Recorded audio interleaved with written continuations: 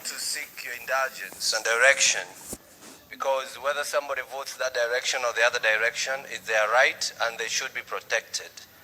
And Mr. Speaker, even the other day, we voted on Konza City bill, and those who voted against are being profiled, Mr. Speaker.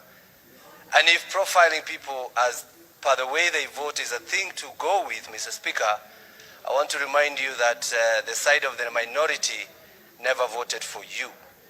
They actually walked out when we were voting for you. So if we have to live with conscience, Mr. Speaker, we should always be remembering that, Mr. Speaker. We are not voting machines, but people who vote with their conscience.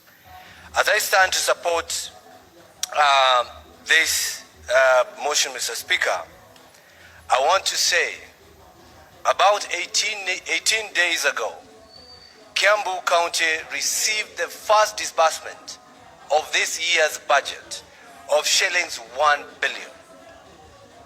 Mr. Speaker, in 12 days, Kiambu County will receive another 978 million from this. What is the point of order, Senator Oledama? Mr. Speaker, I think it's important. I rise on a point of order on statement of facts. I think What standing order are you? I think it's statement 105. Mr. Speaker, the distinguished senator, I think is a member of Finance Committee. He is not. And if he's not a member of Finance, is it in order for him to mislead the public that funds can be released without being passed in this House? This is when we are debating the disbursement schedule. The only time that Treasury can be able to release money for this financial year is when this House has already approved the disbursement schedule. I believe the money that he's talking about, and he can correct us, is for the previous financial year.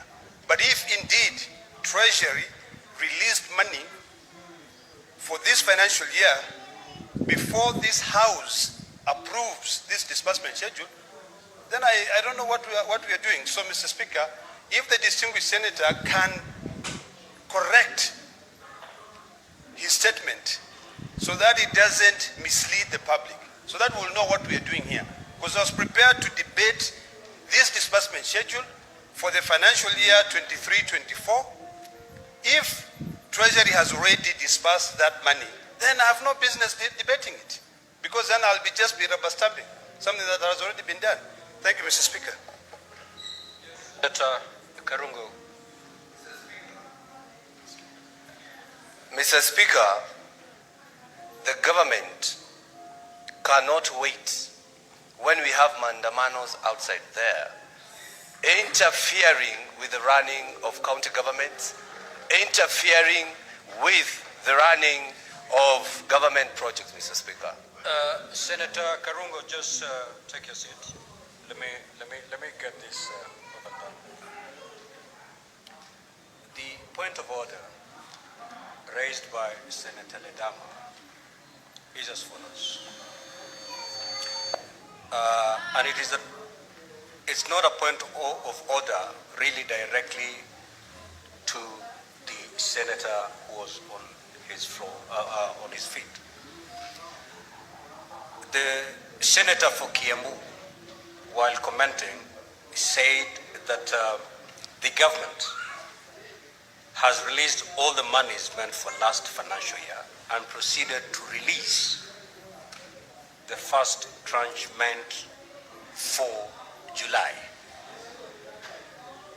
That is what he said.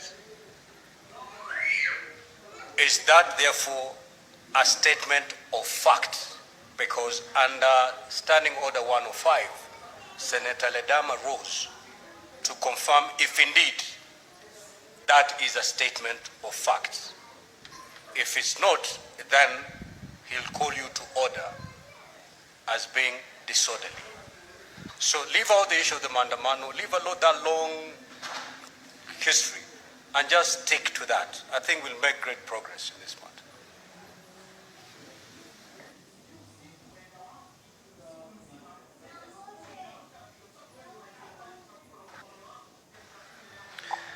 Thank you very much, Mr. Speaker. Mr. Speaker, I talked about Kiambu. I am the senator of Kiambu. By him questioning about my county, I did not talk about Narok, Mr. Speaker. I said Kiambu has received 1 billion by 15th. And in 12 days, Kiambu is going to receive another 978 million, Mr. Speaker. So I don't know his interests. I'm talking about my county, Mr. Speaker. I'm talking about Kiambu, Mr. Speaker. Order, senators. Order, senators. Order, senators. You know, let us not mix things here. Okay.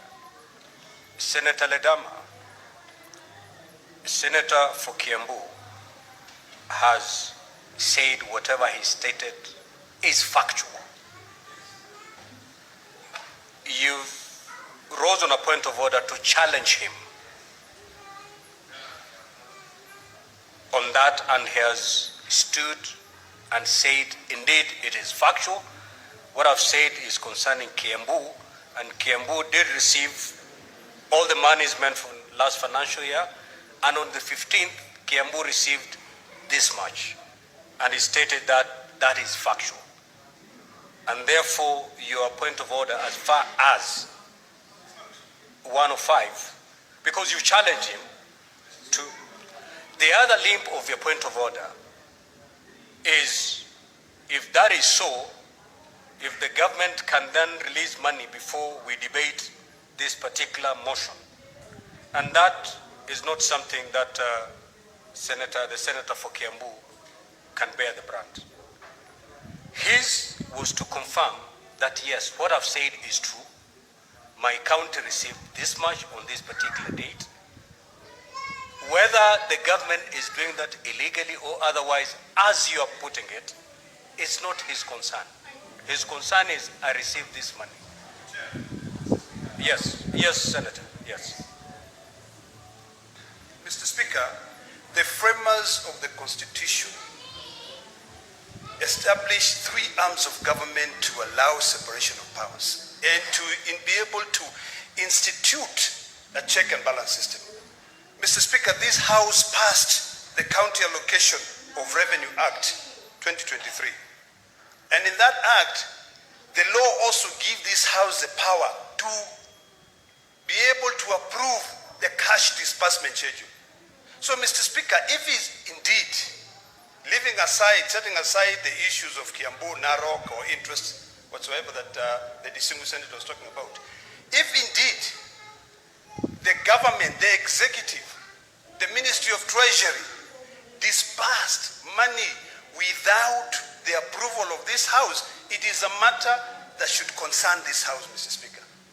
So when I rose here to request for that to be substantiated, the best, Mr. Speaker, that can help this House is for the distinguished senator to table the facts that Treasury has indeed released that money, so that it can be able to be part of the Hansard, that Treasury released money before this House approved.